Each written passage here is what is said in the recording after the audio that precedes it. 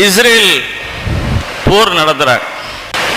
பாலஸ்தீனம் மீது நடத்தி காசா பகுதியை என்ன பண்ண முடியுமோ எல்லாம் பண்ணிட்டான். இப்போ அவங்களுக்கு ஆதரவு கொடுத்தவங்க Lebanon, Syria, Iran, Iraq, Yemen இங்கே மேலெல்லாம் கொண்டு போடுறான்.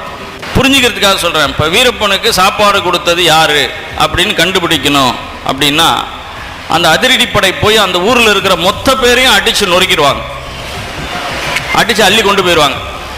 கேட்பாரற்று அரெஸ்ட் பண்ணிடுவாங்க, எஃப்ஐஆர் போட மாட்டாங்க, கோர்ட்டுக்கு கொண்டு போக மாட்டாங்க, சித்திரவதை பண்ணுவாங்க. யாரோ ஒருத்தர் சாப்பாடு கொடுத்தாரு.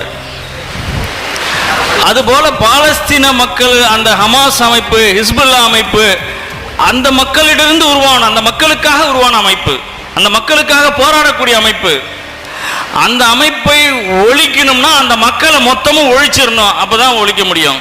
அதை தான் இன்றைக்கு இஸ்ரேல் செய்கிறது. உலகத்தினுடைய